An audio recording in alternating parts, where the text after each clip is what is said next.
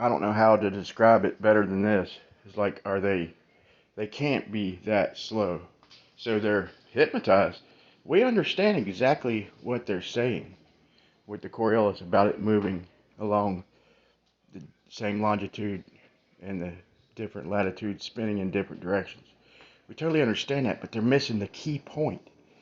And I mean, it's unbelievable. They can't understand this. They're even saying it and don't understand it. They've got to be hypnotized. I can think of no other explanation because I know they're not retarded, even though they seem like it to people who just met them.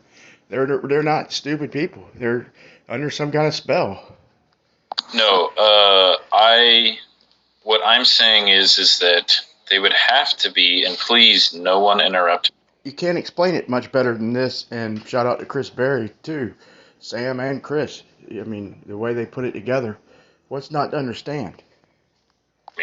They would have to be the ball would have to be in a different reference frame for the rotation of the Earth to affect it at all. Ballistics, whatever you want to call it, airplanes having to correct for it, it would have to be in a different frame of reference.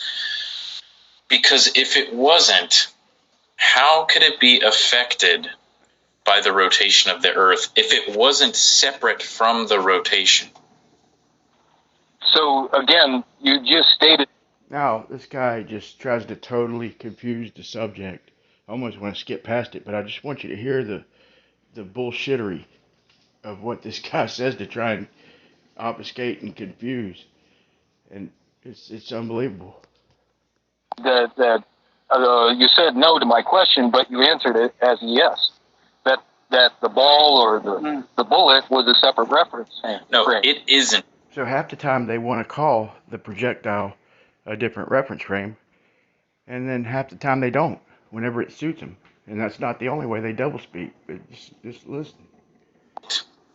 It isn't a separate reference frame. It has to be in a separate reference frame. How can it be in a separate reference frame and still not be in this reference frame? What do you mean? No. I'm not the one saying it's not. That's what you're trying to say. You're saying that it has to be. It's like he's almost getting it. He's almost getting it, but his brain just won't quite let him get it. In a separate reference frame. Why?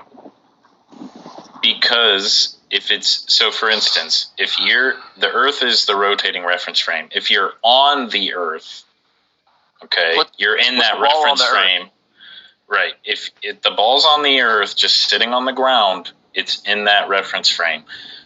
But in order for Coriolis to affect anything, it has to go into the air. Which is the air is not a separate reference frame. It's the same reference frame. If you put the ball on...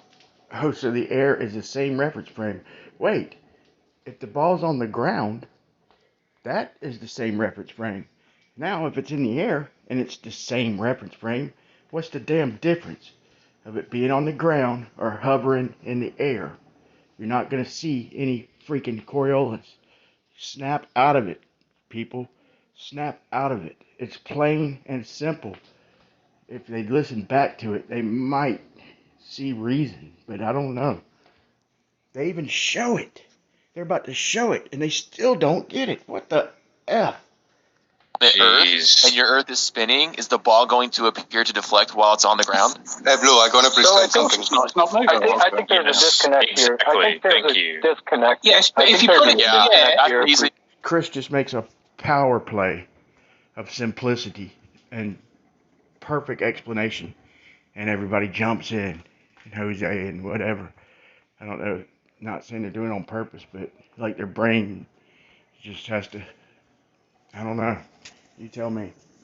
Explanation. That's an easy way to look at it. The difference is if the ball's on the ground, you won't experience Coriolis because then it's on the same reference frame. If you put it in the air, moving it straight, then it's a different reference frame. You will experience Coriolis. Same reference frame. A good one. I like this one. Thick? Yeah, hey, let's pay all talking, but while looking at this, let's pay attention to this one. I mean, just kind of a real demonstration and see how it's got no sound. It's just visual. Go ahead, Luke. Sorry. How many reference frames can something be in at the same time, Sam? That's not what I'm talking about. Well, I'm just curious. How many reference? Well, they're going to say an infinite. They like the word infinite. Are we? Yeah. Is there Thanks for telling me what's happening what here? I was going to say. What's happening I just want to know. So it's the ball when the ball leaves the guy's The ball- hands in the same reference frame as the spinning You guys platform. are representing what we're talking about. This is hilarious. So That's exactly what you're saying. Yeah, we are. You're seeing this from an inertial frame of reference right now. No shit. You're seeing it from an inertial frame of reference. The same reference that the ball has just entered. Duh. Good googly moogly. It takes a special kind of stupid or under a spell to not see it is showing it and can't understand the ball is leaving the non-inertial spinning reference frame. The path taken by the ball is not identical to the path you would take without the spin. This camera is mounted, and now you're going to see it from the rotating frame of reference. Yep. Same ball, same guys. You think the camera couldn't be stationary up there too? At the But the same path's been time? deflected. That implies that Coriolis does have a physical effect. It's Now the stationary reference frame that the ball is entering, now the camera's moving. Come on, the camera is now moving and it has entered the non-inertial reference frame. The ball has left that reference frame. The ball has left the non-inertial reference frame when he let go of it. Okay, if the air was spinning with the roundabout, it would not be leaving the non-inertial reference frame. What the? Oh my God! Bang my head on a wall. What in the world? deflected the ball off its path. Yeah, absolutely, it does. You're Okay, so absolutely right. Here, go back to Jose. Well, Can you don't back it up? You're 100% correct. It is a real Okay. physical effect.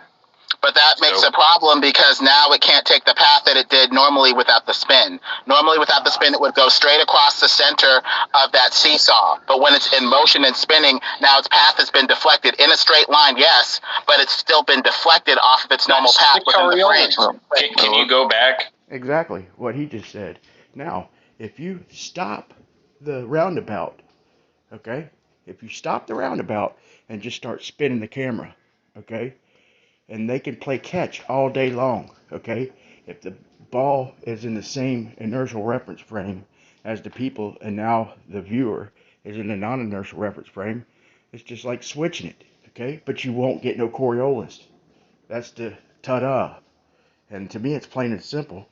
And to people who haven't heard it, I can understand you being confused for a minute, but like I said, if you've heard it over and over again and you don't see your double talk on multiple levels, then and you're not retarded, then you must be under a spell. That's my final conclusion.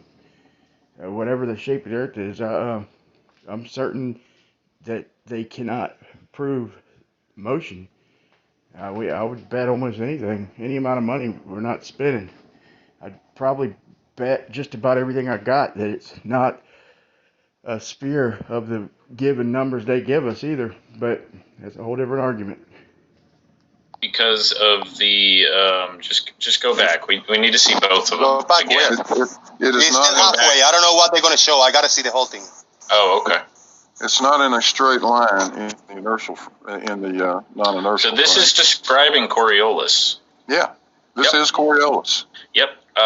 This is what we've been on. We've gone over this several times. A demo of a similar thing. No, after we watch this, maybe one more time, Rumpus. So no more screen sharing until we watch this a few times. Thank you. Yeah, we can talk about it. And When the they ball showed it the ball is in both reference frames.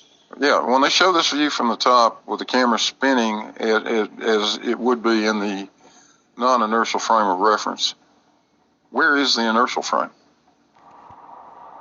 The inertial frame would be The air. Let's see what Lemon says. outside of the spin. Yeah, it would be, wouldn't it? non-inertial frame of reference. Where is the inertial frame? The inertial frame would be outside of the spin. Yeah, it would be, wouldn't it? Mm-hmm. So relative to that background, there has still been a deflection because it's taken it from. So it's meaningless to those two guys. This is a good part. This is a good part. This is good because it takes just a little adjustment. They get used to it. That's right. That's exactly what I was trying to illustrate with my drawing. The only way they can get the ball to land on the target is by aiming the ball in a different direction than the target is itself. Thank you. Coriolis was debunked. Planes don't do that. They fly due south from on the same longitude. Chris?